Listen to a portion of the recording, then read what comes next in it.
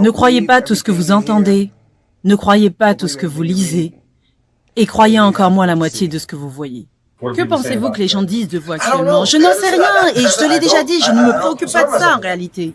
Je ne regarde pas de vidéos, car je ne veux pas être influencé par ce que les autres font. Je ne regarde pas les performances des autres. Je veux être certain que ce que je fais est strictement moi. Si vous les croyez quand ils disent que vous êtes les meilleurs, vous devez les croire quand ils vous disent que vous craignez.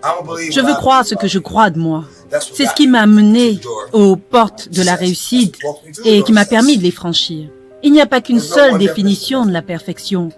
Nous sommes parfaitement nous, car Dieu ne fait pas d'erreur. Donc nous sommes tous parfaits à notre manière unique. Vous devez simplement avoir la foi en la main de Dieu, car il n'a pas fait d'erreur quand il vous a fait. Vous êtes sur terre pour une raison, trouvez ce que c'est. C'est durant les situations difficiles que vous devenez conscient de la volonté de Dieu pour vous. Ce qui compte, c'est où vous allez et comment vous choisissez de vivre votre vie.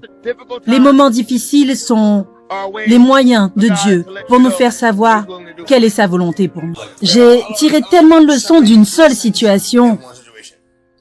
Vous savez, ma grand-mère avait une maison et moi j'étais dans mon truc d'insectes et de bestioles, vous savez, un petit garçon. Et j'ai vu un papillon de la taille de ma main, un monarque, mais peu importe. Il était magnifique. Et j'étais en train d'essayer de l'attraper en mode « je vais la voir, je vais la voir ». Il a été dans le jardin du voisin qui avait des fleurs sauvages, genre de cette taille. Pas vraiment jardin, mais un truc du genre. Et j'ai sauté par-dessus la clôture et j'ai dû piétiner toutes les fleurs pour essayer d'attraper ce papillon.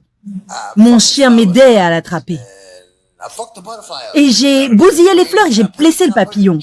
Quand j'ai voulu le mettre dans un bocal, j'étais heureux parce que j'étais capable de l'attraper. Mais il était mort.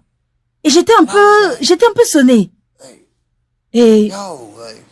Mais j'avais tué la plus belle chose que je n'avais jamais vue dans ma vie. Parce que je voulais la garder pour moi-même. Voilà la leçon que j'ai apprise. La beauté qu'il y a dans le monde. Appréciez-la. C'est tout. Vous ne pouvez pas contenir cette beauté. Ce n'est pas la vôtre. Ce n'est pas la vôtre. Comment est-ce que vous allez pouvoir garder quelque chose qui n'est pas à vous? Je célèbre la vie. La réussite qu'un son obtient n'a rien à voir avec la raison pour laquelle je l'ai fait ou le process que j'ai utilisé pour le faire. J'ai du respect pour les personnes âgées et la famille. Et j'aime mon père. Même s'il n'était pas présent et que je ne le connais pas vraiment, j'en sais assez pour savoir que je suis content qu'il ne m'ait pas élevé. Est-ce que c'est une déception? Non, maintenant non. Au début, j'étais énervée, en mode... Et un jour, il m'a tout simplement expliqué, j'étais sans abri. Imaginez-vous vous torturer pendant 20 ans, entretenir de la colère et vous rendre compte que vous avez ressenti tout ça pour rien. Je l'aime.